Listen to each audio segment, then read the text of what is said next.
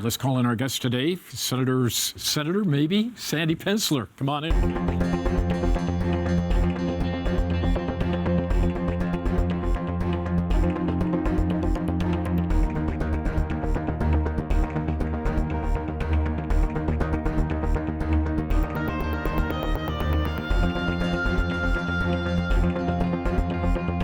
Tell me when, guys. Mr. Pensler, welcome back to the program. It's good to see you again, sir. Great to be here. Let's play a little game. Give me one word to these people to describe them. Sandy Pensler. Morals. Say it again. Morals. Mike Rogers. Unprincipled. Peter Meyer. Friendly. Why did you pause? Peter, I think, is in a complicated position. And when I've met him, he's just seemed very friendly. I don't think this was the time for him to run, but I think he's a very genuine, friendly person. All right, just two more. Alyssa Slotkin. Unprincipled. Donald Trump. Next president, 2 words. No, that's sort President. That's sort of a punt, isn't it? Iconoclast. All right, let's go, Lauren, back to you. Yeah, so as we look towards, the possibility, likely possibility of another Trump-Biden campaign, you say that you think he's going to be president again here. What do you see on the bottom line, especially as you're talking to voters for your campaign? What's changed? What is there new excitement there? What's changed about what thing? Since 2020. His campaign, my campaign? Since 2020. Oh, I think what's changed is the country's had 4 years, or will have 4 years, it has 3.5 at this point, to look at failed policies of President Joe Biden. And I think the country is going to recognize, and already is, that those policies are leading to the country burning and, frankly, the world burning. I think they're frustrated, and I think that's going to show up at the polls in a big fashion. How is the country burning right now, in your mind? In my mind, it's an issue of moral rot. So what happens, I think, if you look at all of our problems, we're spending money we don't have and borrowing from our kids. I think it's a moral problem. We are trying to solve racism using racism. I think it's a moral problem. We are funding terrorists and then expecting them not to use it for terrorism. Again, I think it's a moral problem. How are we funding terrorists? Well, we funded Hamas, we funded Iran, and surprise, surprise, it was used for terrorism. I think we don't bring simple morals and Midwestern values to problems. The problems are complex, but the solutions are simple. So you don't spend money you don't have and borrow from kids. You got to recognize the difference between what you need and what you want. I think on the borders, I was down in Texas after watching the Wolverines. Sorry, I'm in Michigan State country, but after the Wolverines win the champions, I went over and spent a couple days at the border. It's not a high-tech problem. We have invited these people over. On the first day that Biden was in office, he put out an executive order, blocked the stay in Mexico, basically said, come on down. And I thought building the wall sounded too simplistic, but when I saw it, it works. And I think we got to stop inviting them. I don't blame them, I blame us. We're inviting them over, and we got to stop it. I'm all for legal immigration. I'm not for illegal immigration. Just hours after you announced your campaign, the National Republican Senatorial Committee essentially knocked you for entering the race. How's that going to inform how you run for office? Oh, I'm not real worried about making friends in Washington. I'm worried about the people of Michigan. So the fact that there might be some Washington insiders that don't like my approach doesn't shock me in the least. Do you view that as a gift, their reaction? I don't know if I'd view it as a gift. I don't concern myself a whole lot with it. Do you favor the Biden policy as it relates to what's going on in the Middle East? I think the Biden policy, unfortunately, they have blood on their hands. I I think we invited Ukraine, the problems in Ukraine, not the Middle East. I'll get there, Tim. And I think when we fund Iran and we fund Hamas, and we don't take the strong positions when we try to placate and appease evil, we invite what happened. Well, how did we invite Ukraine? I mean, the Russians invaded the country. Yes, and President Biden, before they invaded, said, if they come in just a little, that wouldn't be so bad. To take Crimea. And before that, so let's talk about what brought on the recent invasion. And then go back to Afghanistan. The way we pulled out, I thought, again, showed weakness. And I think weakness really encourages bullies. And really, I look at Putin, evil and bullies. I guess you need a little of both. And I think we encouraged it. Let me put a finer point on my question. The Biden policy vis-a-vis his support for Israel, is it too strong? Oh, no. In fact, I think it's not strong enough. I think there would be some people in Dearborn that would disagree with you. I absolutely understand that. There are people in Dearborn. There will be people that disagree with my positions on lots of different things.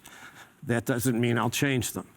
I think this is almost as simple as good and evil. And we have to stand with Israel. We can't have half measures. And in the Middle East, half measures aren't really respected. So if Ms. Tlaib was sitting here this morning, what would you say to her? I'd say I think she's wrong. I think her positions on Hamas are shameful.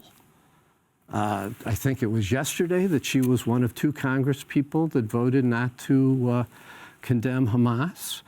And I think more importantly, for my race, Alyssa Slotkin did not call her out either.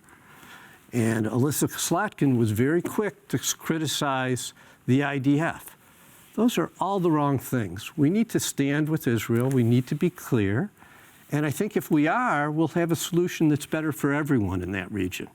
And if we're not, we'll never solve the problem. Are you concerned about the number of civilian casualties that are piling up in War's Gaza? ugly. It's a terrible thing. So should we have some type of ceasefire? That should not be our decision. Let me finish answering Chad's question, then I'm happy to come back to yours. I think half measures that we're coming and trying to straddle the issue and try to be on both sides hurts having a real resolution there. So if you are truly worried about Gazans, there will be some short-term pain. There is no doubt about it. There will be massive short-term pain. But you will not solve this situation if you do not uproot Hamas from Gaza. You will not. That's my view. We have a large number of Arab American Michiganders who are feeling disaffected, dejected by the Biden administration's policies.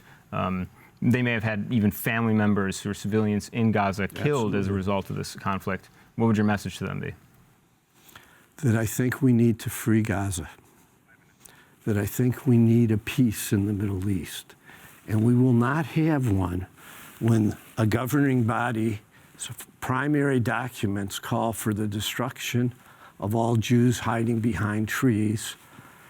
That you cannot negotiate with one that says October 7th was fine. In fact, we celebrate it as a great victory and we'll have it over and over again. You can't negotiate with that. So my suggestion to those people who I feel for, I do, just like I probably would feel for Japanese people when we were fighting against them. We need a solution there. We have to uproot Hamas to free Gaza. You're in a pretty crowded Republican primary right now. What is your message to differentiate yourself from the rest of the field to voters? I think there are 2 things. One, I'm the only non-professional politician that has the resources to win the race. And 2, because of that, I bring a different approach. I'm used to making decisions quickly that are hard and not worrying. I think when you're a professional politician, it's hard. You kick the can. A lot of people, and most, in fact, have gotten used to worrying about how do this group, that group feels, so that they can win the next time and keep their office.